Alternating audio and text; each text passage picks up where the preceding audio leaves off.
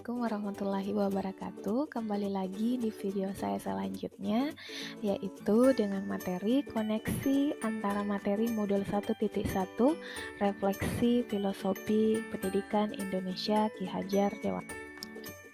Ya, kemudian selanjutnya setelah kami mengikuti pembelajaran melalui LMS, yaitu bersama dengan kelas A, calon guru penggerak angkatan ke-6 Kabupaten Sidrap, kita sudah melaksanakan elaborasi pemahaman dan ruang kolaborasi pada modul 1.1. Kemudian, adapun kesimpulan materi modul 1.1 dalam pemikiran Ki Hajar Dewantara, yaitu koneksi antar materi, yaitu Ki Hajar Dewantara adalah salah satu tokoh penting dalam dunia pendidikan Indonesia. Pendidikan zaman kolonial menjadi langkah perjalanan pendidikan Indonesia sebelum kemerdekaan dan peran sekolah taman siswa sejak pendiriannya di tahun 1922. Kemudian ada 6 pokok pemikiran filosofis Ki Hajar Dewantara tentang pendidikan. Apa saja? Yang pertama yaitu pendidikan sebagai tuntunan. Apa itu pendidikan sebagai tuntunan menurut Ki Hajar Dewantara? Dalam konteks sosial budaya menuntun diwujudkan dalam keteladanan guru dalam proses pendidikan, baik keteladanan sikap, karakter, dan perilaku. Karena anak belajar dari apa yang mereka lihat dan rasakan. Menuntun juga berarti mendidik dan mengajar anak sesuai potensi, minat, dan bakatnya. Kemudian yang kedua, kodrat alam dan kodrat zaman. Kodrat alam dan kodrat zaman, pendidikan harus mempertimbangkan kodrat alam dan kodrat zaman karena kedua hal ini tidak dapat dipisahkan dalam diri anak.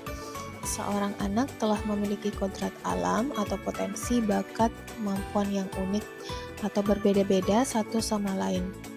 Sehingga guru diharapkan mampu memfasilitasi mereka agar bisa tumbuh maksimal sesuai jenjang usia mereka. Kemudian yang ketiga adalah guru ibarat petani. Guru ibarat petani yang menyiapkan lahan, memupuk, mengairi, dan membersihkan hama agar bibit tumbuh subur, berbunga, kemudian berbuah. Petani dapat mengupayakan tumbuhnya bibit dengan sebaik-baiknya, tetapi tidak dapat mengubah kodrat bibit menjadi tanaman lain. Demikian pula seorang guru dapat mengupayakan bertumbuhnya potensi anak dengan sebaik-baiknya, tetapi tidak dapat mengubah kodrat anak. Kemudian yang keempat, yaitu prinsip bukan tabula rasa. Anak lahir bukan dari kertas kosong yang bisa diisi oleh orang dewasa sesuai kehendaknya. Anak sudah membawa garis-garis dan coretannya masing-masing. Tugas guru adalah menebalkan garis yang baik dan membiarkan garis yang tidak baik agar tidak terlihat. Guru menuntun anak agar menampakkan potensinya menjadi nyata sekaligus meminimalisasi sifat atau tabiat buruknya. Kemudian yang kelima adalah budi pekerti. Pendidikan itu adalah benih-benih kebudayaan yang dapat mengantarkan murid pada budi pekerti, olah cipta, olah rasa, dan olah karsa, dan olahraga yang luhur seperti sebuah pepatah Bugis, yaitu resopa tamangingi nama lomo naletei pamase dewata, yang artinya bahwa segala kerja keras, tekun, dan ulet maka akan diridhoi atau diridhoi oleh Sang Maha Kuasa. Kemudian yang keenam adalah berhamba kepada anak. Berhamba kepada anak yang berarti pendidikan yang mengutamakan anak, berpusat pada anak dan memuliakan anak. Pendidikan dilakukan untuk satu-satunya tujuan, yaitu membuat anak menjadi selamat badan bahagia. Kemudian kesimpulan yang selanjutnya yaitu untuk keberhasilan tujuan pendidikan, maka menurut Ki Hajar Dewantara, pendidikan bukan hanya tanggung jawab sekolah saja, tetapi juga menjadi tanggung jawab keluarga, masyarakat, bahkan sekolah. Jadi dimulai pendidikan dari rumah sebagai pondasi pertama dan selanjutnya pendidikan dilaksanakan di sekolah dan lingkungan masyarakat yang kondusif. Selanjutnya, di materi refleksi pemikiran Ki Hajar Dewantara, yaitu koneksi antar materi modul 1.1, untuk pertanyaan pertama yaitu apa yang saya percaya tentang murid dan pembelajaran di kelas sebelum saya mempelajari modul 1.1. Yang pertama, saya meyakini dan percaya bahwa niat para anak siswa datang ke sekolah adalah untuk mempelajari ilmu pengetahuan. Yang kedua yaitu dalam pembelajaran saya memandang pentingnya transfer pengetahuan dari guru kepada siswa, sehingga guru harus aktif mengajar dan siswa duduk di tempat duduknya masing-masing. Kemudian yang ketiga, dalam pembelajaran yang saya lakukan, saya lebih sering menggunakan metode atau strategi yang bagus menurut saya, tetapi tidak pernah memperhatikan kebutuhan siswa atau pembelajaran seperti apa yang mereka inginkan. Kemudian, fokus kegiatan pembelajaran adalah ketuntasan target kurikulum dalam satu semester seperti yang tertuang dalam dokumen program tahunan. Mengutamakan ketuntasan kurikulum merupakan hal yang penting dengan tercapainya standar angka-angka yang tinggi.